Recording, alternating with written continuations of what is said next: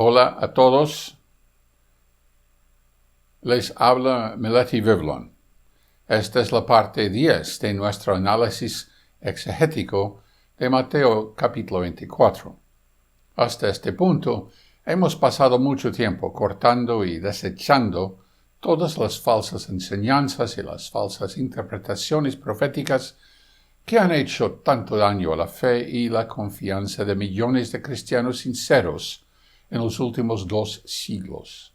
Hemos llegado a ver la sabiduría de nuestro Señor al advertirnos sobre las trampas de interpretar eventos comunes como guerras o pestes o terremotos como señales de su presencia.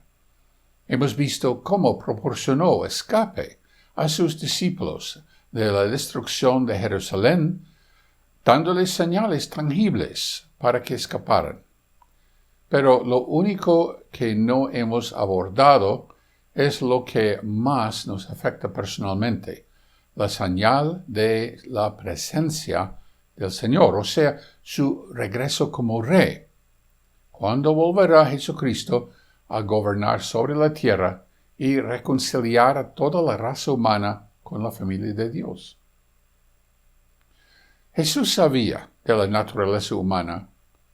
Sabía que eso crearía en todos nosotros la ansiedad de querer saber la respuesta a esa pregunta. También sabía lo vulnerable que esto nos haría para ser engañados por hombres sin escrúpulos que hablan mentiras. Incluso ahora, a estas alturas, los cristianos fundamentalistas, como los testigos de Jehová, piensan que la pandemia del coronavirus es una señal de que Jesús está a punto de manifestarse. Leen las palabras de advertencia de Jesús, pero de alguna manera las tuercen a lo contrario de lo que en realidad el Señor quiso decir.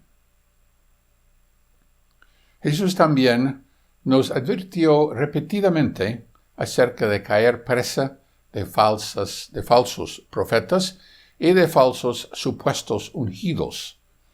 Sus advertencias continúan en los versículos que estamos a punto de considerar, pero antes de leerlos, quiero hacer un pequeño experimento mental.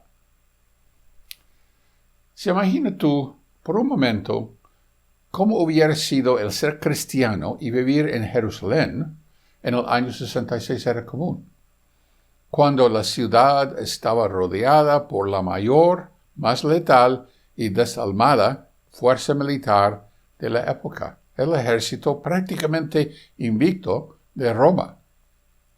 Trate de ubicarse ahí ahora. Desde los muros de la ciudad se puede ver que los romanos han construido una empalizada con estacas puntiagudas para evitar escapes, tal como lo predijo Jesús. Cuando ve a los romanos desplegarse disciplinadamente para efectuar su formación de escudo de tortuga, para acercarse a la puerta del templo, para prepararla para el fuego, entiende que está viendo la cosa repugnante que causa desolación en el lugar santo. Todo está sucediendo como se predijo y escapar parece imposible. La gente está desmoralizada y asustada y se habla mucho de simplemente rendirse. Pero eso no cumpliría con las palabras del Señor. Su mente está en un torbellino de confusión. Jesús les dijo que escaparan cuando vieran estas señales, pero ¿cómo? Escapar ahora parece imposible. Te acuestas esa noche, pero el sueño se te escapa. Consumido estás por la ansiedad, ya que no sabes siquiera cómo intentar salvar a tu familia. Al siguiente día, por la mañana, algo milagroso ha sucedido. Se dice que los romanos se han ido. Inexplicablemente, todo el ejército romano ha plegado sus tiendas y se ha retirado. Las fuerzas militares judías están en persecución. Es una gran victoria El poderoso ejército romano ha metido la cola entre las patas y se ha retirado. Todos dicen que el Dios de Israel ha realizado un milagro, pero tú, como cristiano, sabes lo contrario. Aún así, ¿realmente necesitas huir con tanta prisa? Jesús dijo que ni siquiera regresara para recuperar las cosas, sino que salieran de la ciudad sin demora. Sin embargo, tú tienes tu hogar ancestral, tu negocio y muchas posesiones para ser dejadas atrás. Luego están tus parientes incrédulos que no creen en Jesús. ¿Qué hacer con ellos? Se habla mucho de que el Mesías ha venido. Ahora, ¿qué? ¿El reino de Israel será restaurado? Incluso algunos de sus hermanos cristianos están hablando de esto. Si el Mesías ha venido, ¿por qué huir ahora? ¿Esperar o irte? Esta no es una decisión trivial, es una elección de vida o muerte. En ese momento, las palabras de Jesús vuelven a tu mente. Entonces, si alguien les dice, miren, el Cristo está aquí o está allá, no lo crean, porque se presentarán falsos cristos y falsos profetas y harán grandes milagros y cosas impresionantes para engañar, de ser posible, hasta a los escogidos. Miren que los he avisado de antemano. Por eso, si les dicen, miren, está en el desierto, no vayan. Si les dicen, miren, está en las habitaciones de la casa, no lo crean. Porque así como el relámpago sale del este y resplandece hasta el oeste, así será la presencia del Hijo del Hombre. Mateo 24, 23 al 27, traducción del Nuevo Mundo. Y así, con estas palabras sonando en tus oídos, reúnes a la familia y juntos huyen a las montañas. Están a salvo. Hablando por muchos, quienes, como yo, escuchábamos a nuestros líderes religiosos, quienes nos decían que Cristo había venido invisiblemente en 1914, como si estuviera en una cámara oculta o lejos de miradas indiscretas en el desierto, puedo dar fe de cuán poderoso es el autoengaño que nos permite imaginar presuntuosamente que tenemos acceso a secretos sagrados que Dios ha elegido mantener ocultos. Ese anhelo nos convierte en objetos fáciles de explotar por los lobos vestidos con piel de oveja. Jesús nos ha dicho en términos muy claros, no los crean. Esta no es una sugerencia de parte de nuestro Señor, es un mandato de nuestro Rey, el cual no debemos desobedecer. Jesús sigue hablando y elimina toda duda acerca de cómo saber con certeza si ha venido. Leemos esto de nuevo. Porque así como el relámpago sale del este y resplandece hasta el oeste, así será la presencia del Hijo del Hombre. Mateo 24, 27.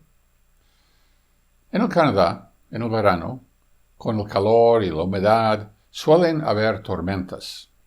Recuerdo que en una ocasión estaba en casa por la noche viendo la televisión cuando repentinamente apareció un rayo.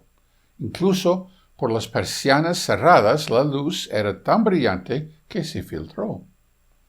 Sabía que había una tormenta afuera, incluso antes de escuchar el trueno.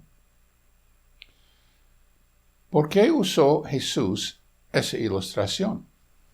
Considere esto. Nos acaba de decir que no le creamos a nadie, alegando que saben de la presencia de Cristo. Luego nos da la ilustración del rayo. Si estás parado afuera, digamos que estás en un parque, cuando un rayo de luz cruza el cielo y el compañero a tu lado te da un codazo y te dice, oye, ¿sabes qué? El relámpago simplemente brilló. probablemente lo mirarías y pensarías, ¿qué tonto es este? ¿Piensa acaso que soy ciego? Jesús nos dice que no necesitaremos que nadie nos cuente sobre su presencia, porque podremos verlo por nuestros mismos ojos. Un relámpago no es visible a unos y no a otros. A todo el mundo es visible. Así será la presencia del Cristo.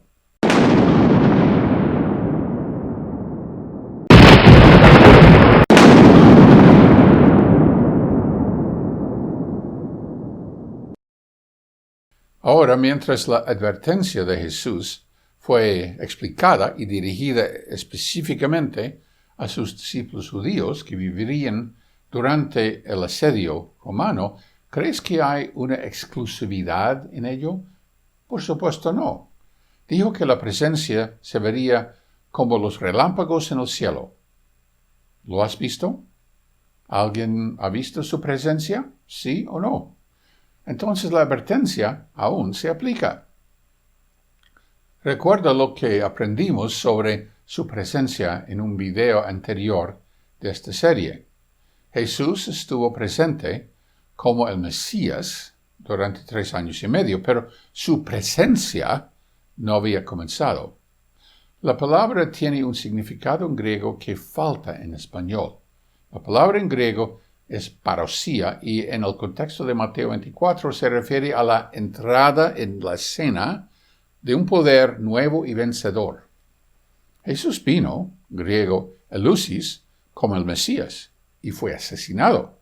Pero cuando Jesús regresa, será su presencia como rey, griego parosía, de lo que sus enemigos serán testigos. Esto es la entrada del rey conquistador. La presencia de Cristo no brilló en el cielo ni fue vista por todos los que estuvieron vivos en 1914, ni se vio en el primer siglo. Pero además de esto, tenemos el testimonio de las Escrituras. Hermanos, no queremos que se queden sin saber lo que pasa con los muertos, para que ustedes no se entristezcan como los otros, los que no tienen esperanza. Así que creemos que Jesús murió y resucitó. Así también creemos que Dios va a resucitar con Jesús a los que murieron creyendo en Él. Por esto les decimos a ustedes, como esperanza del Señor, que nosotros, los que quedemos vivos hasta la venida del Señor, la presencia, no nos adelantaremos a los que murieron, porque se oirá su voz de mando, la voz de un arcángel, y el sonido de la trompeta de Dios, y el Señor mismo bajará del cielo, y los que murieron creyendo en Jesucristo resucitarán primero.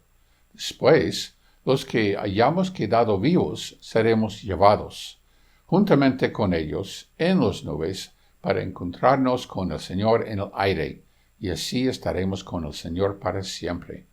1 Tesalonicenses 4, 13 al 17, Biblia Dios habla hoy. En la presencia de Cristo ocurre la primera resurrección. No solo resucitan los fieles, sino que al mismo tiempo los vivos serán transformados y tomados para encontrarse con el Señor en el aire. Pablo también se refiere a esto cuando escribe a los Corintios. Miren, les digo un secreto sagrado, no todos nos dormiremos en la muerte, pero todos seremos cambiados en un momento, en un abrir y cerrar de ojos, durante el toque de la última trompeta, porque la trompeta sonará y los muertos serán resucitados incorruptibles, y nosotros seremos cambiados. 1 Corintios 15, 51, 52, traducción del Nuevo Mundo. Ahora, si la presencia de Cristo hubiera ocurrido en el año 70 era común, entonces no habrían quedado cristianos en la tierra para llevar a cabo la predicación, que nos ha llevado al punto en que 1/3 del mundo afirma ser cristiano. Del mismo modo, si la presencia de Cristo hubiera ocurrido en 1914, como afirman los testigos, y si los ungidos dormidos en la muerte hubieran resucitado en 1919, nuevamente, como afirman los testigos, ¿cómo es que todavía hay ungidos en la organización hoy? Deberían haberse transformado en un abrir y cerrar de ojos en 1919. De hecho, ya sea que estemos hablando de 70 era común, 1914, 1919 o cualquier otra fecha de la historia, la desaparición repentina de un gran número de personas habría dejado su huella en la historia, pero no hay registro de semejante fenómeno. En ausencia de tal evento y en ausencia de cualquier informe de una manifestación visible de la llegada de Cristo como Rey, similar a un relámpago cruzando el cielo, podemos decir con seguridad que aún no ha regresado.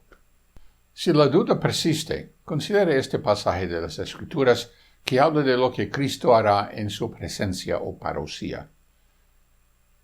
Ahora, hermanos, en cuanto al regreso, parusía o presencia, de nuestro Señor Jesucristo y a nuestra reunión con Él, les rogamos que no cambien fácilmente de manera de pensar ni se dejen asustar por nadie que diga haber tenido una revelación del Espíritu o haber recibido una enseñanza dada de palabra o por carta, según la cual nosotros habríamos afirmado que el día del regreso, parusía, del Señor ya llegó.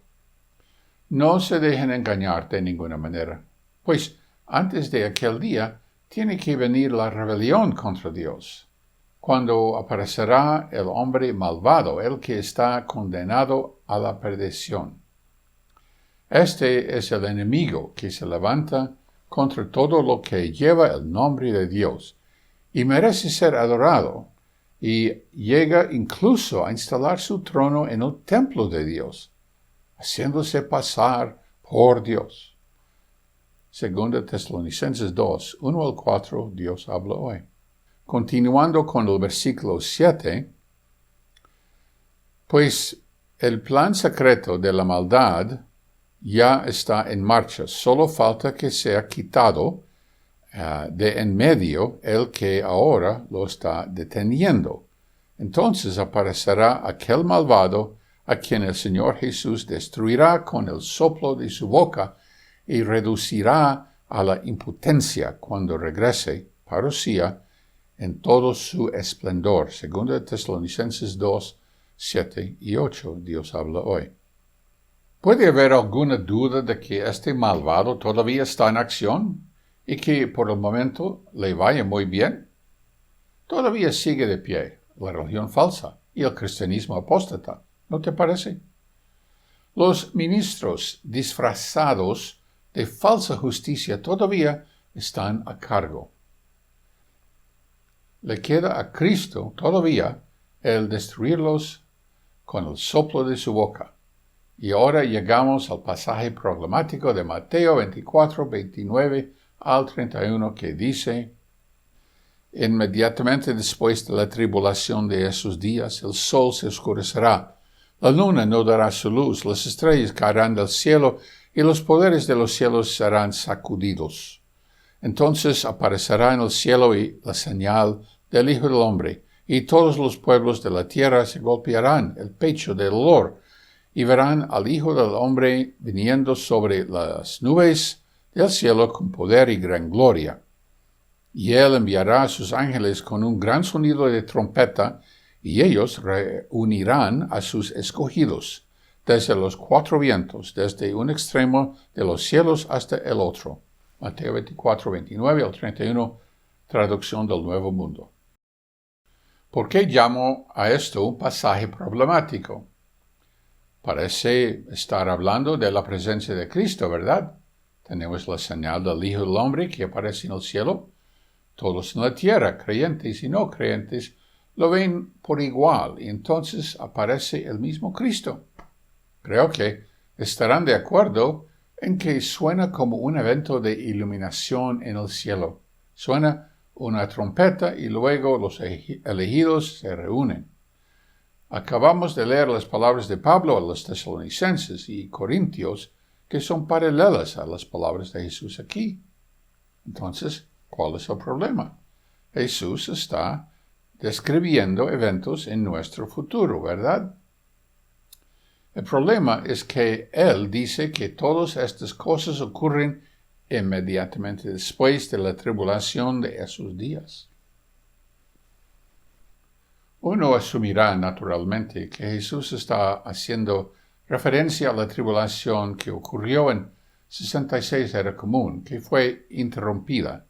Si es así, entonces no puede estar hablando de su presencia futura, por lo que ya hemos concluido que la transformación de los cristianos vivos aún no ha tenido lugar, y que nunca ha habido una manifestación del poder real de Cristo presenciado por todas las personas en la tierra que provocará la destrucción del malvado. De hecho, los burlones e incrédulos siguen diciendo: ¿qué pasó con la promesa de que Cristo iba a volver? Ya murieron nuestros padres y todo sigue igual desde que el mundo fue creado. 2 Pedro 3:4. Creo que Mateo 24, 29 al 31 está hablando de la presencia de Cristo. Creo que hay una explicación razonable para el uso de la frase inmediatamente después de la tribulación de esos días. Sin embargo, antes de entrar en eso, sería justo considerar el otro lado de la moneda, la opinión de las preteristas. Un agradecimiento especial a Vox Ratio por esta información. Comenzaremos con el versículo 29. Inmediatamente después de esos días terribles, el sol se oscurecerá, la luna no iluminará más, las estrellas caerán y los cuerpos celestes temblarán. Mateo 24, 29, palabra de Dios para todos.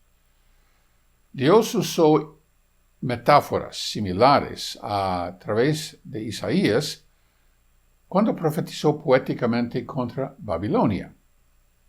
Las estrellas y constelaciones del cielo dejarán de dar su luz, el sol se oscurecerá apenas salga y la luna no brillará.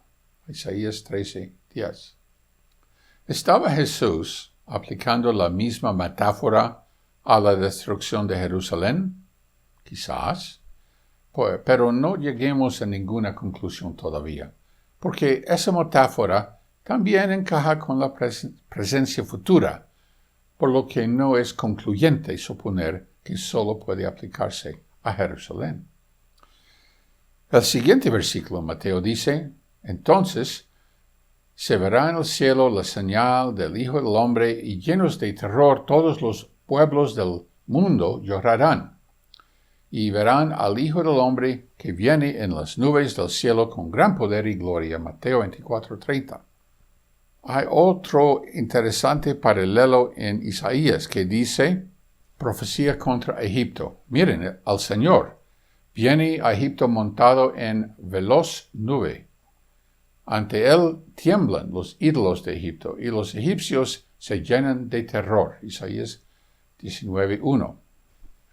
Entonces, la metáfora de venir en las nubes se ve como indicando la llegada de un rey conquistador o un tiempo de juicio. Eso podría encajar simbólicamente con lo que sucedió en Jerusalén. Esto no quiere decir que realmente vieron la señal del Hijo del Hombre en el cielo y que posteriormente lo vieron literalmente viniendo sobre las nubes del cielo con poder y gran gloria. Percibieron los judíos en Jerusalén y Judea que su destino no fue de la mano de Roma, sino de la mano de Dios. ¿Quién sabe? Algunos señalan que lo que Jesús les dijo a los líderes religiosos durante su juicio da apoyo a una aplicación dentro del primer siglo, de Mateo 24:30. Él les dijo: les digo a todos ustedes, de ahora en adelante verán al Hijo del Hombre sentado a la diestra de poder, y que vendrá sobre las nubes del cielo. Mateo 26:30.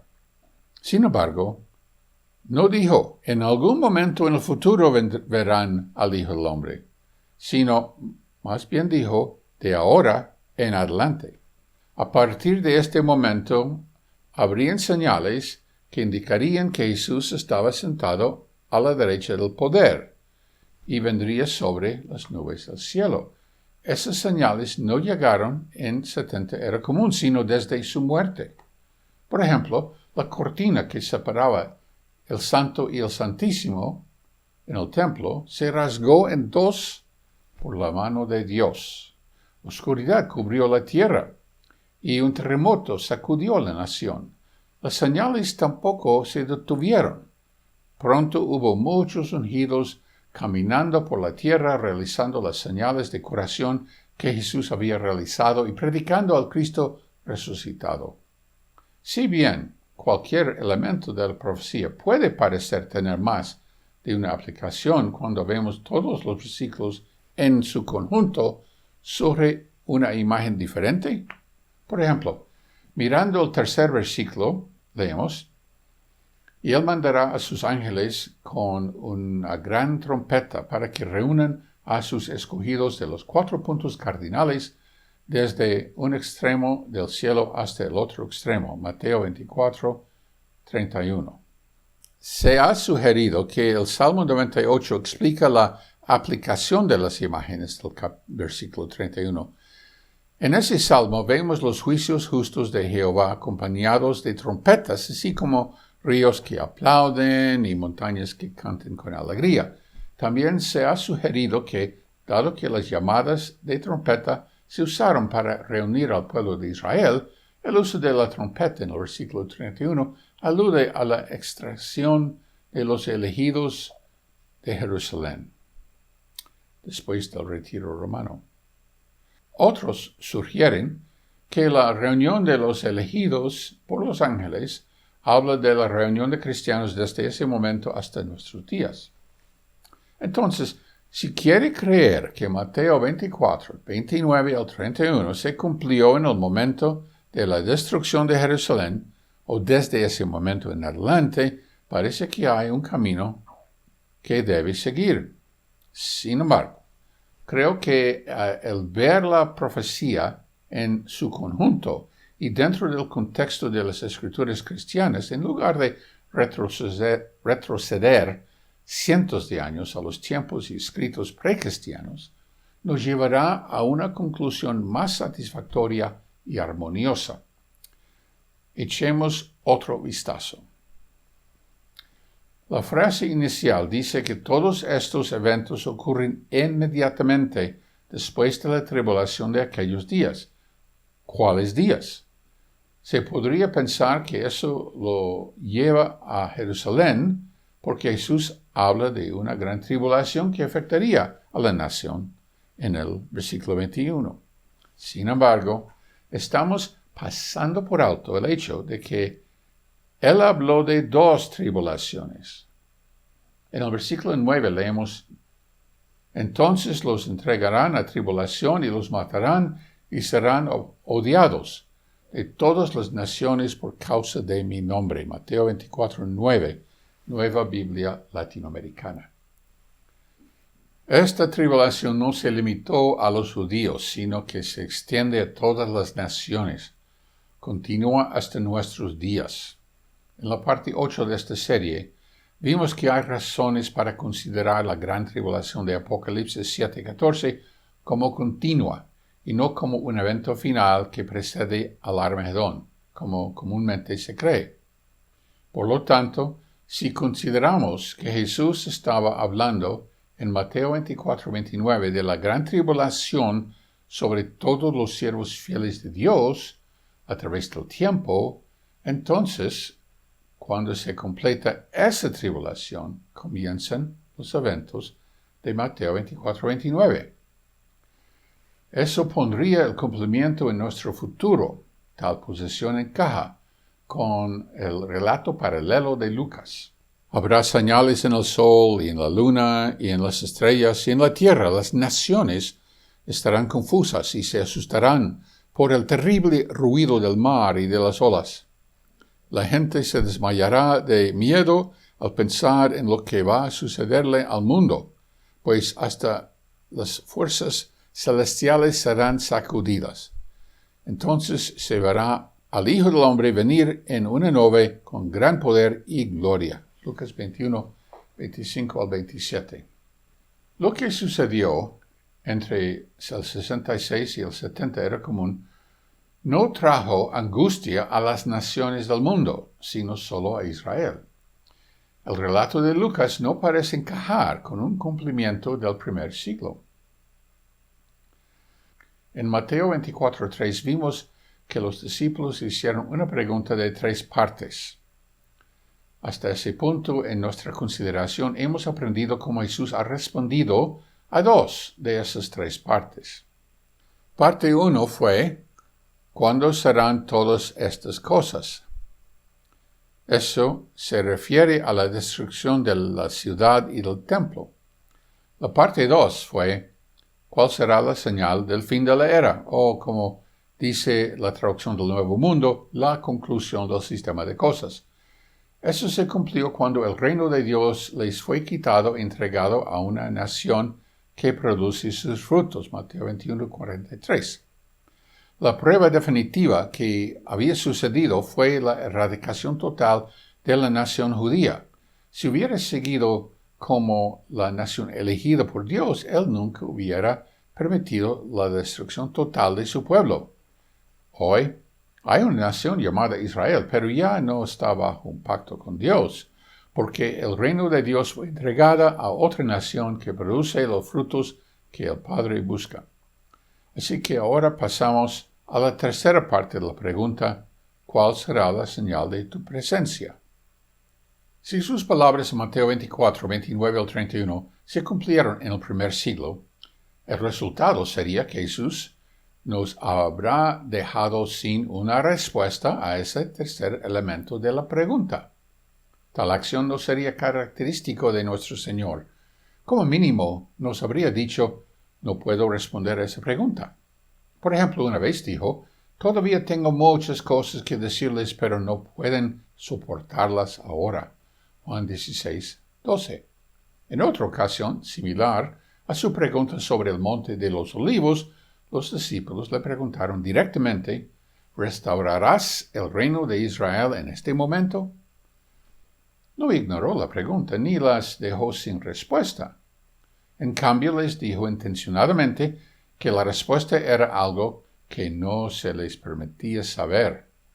Hechos 1, 6 y 7. Entonces parece poco probable que Jesús deje la pregunta: ¿cuándo será la señal de tu presencia?, sin respuesta. Como mínimo nos daría que no nos pertenece saber la respuesta.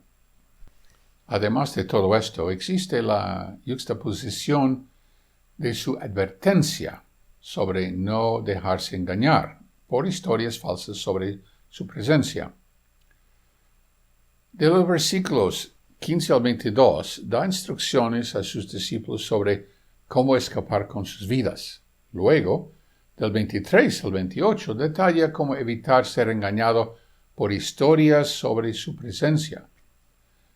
Él concluye al decirles que su presencia será fácilmente discernible para todos como un rayo en el cielo.